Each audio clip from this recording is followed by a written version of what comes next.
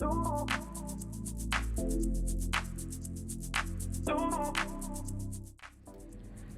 my name is Esperanza Domingo Gil, and I am a PhD student at the Cognitive Neurophysiology Lab of the University of Bremen in Germany. I study the brain activity of awake monkeys while they are paying attention, since they are evolutionarily close enough to humans for us to understand how our brain works. In my research, I study how attention is used to ensure that the important information reaches the right part of the brain and how the unimportant information is filtered out. For instance, think when you're going with your friends to a crowded space. Even though your surroundings are very loud, with music and other people speaking, perhaps even at a higher volume than your friends are, you have no problem hearing them and having a conversation. As you can see, our brain is very good at realizing what we need and helps us by filtering out those things that are not important or relevant for our goals. However, how the brain does that exactly is still a big mystery, and that is why I'm trying to find out.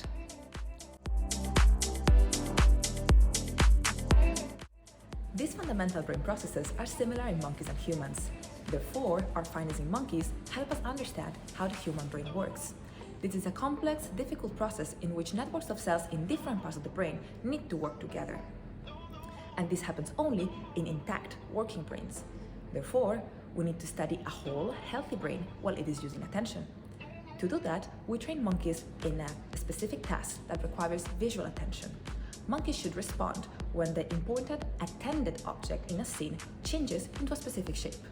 At the same time, we use microelectrodes as thin as a hair to record the activity of cells at two different brain locations. When we study and analyze the data from these recordings, we can learn how the cells do this.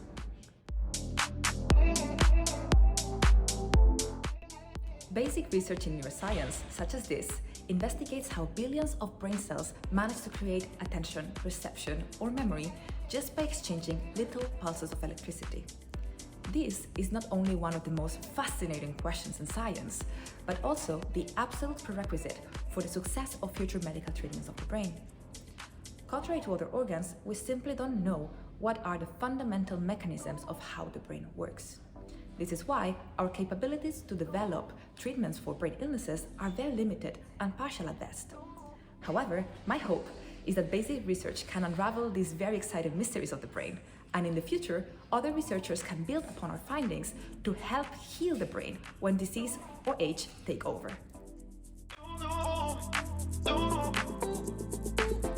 In our lab, we are very dedicated to the well-being of our animals.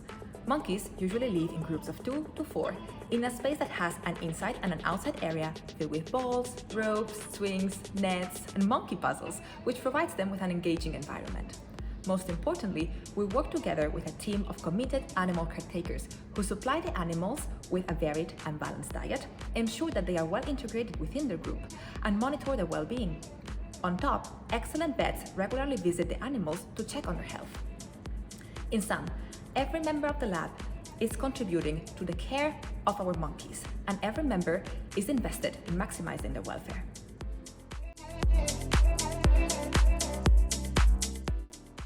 I love what I do, and I like to talk about it with anyone that will listen.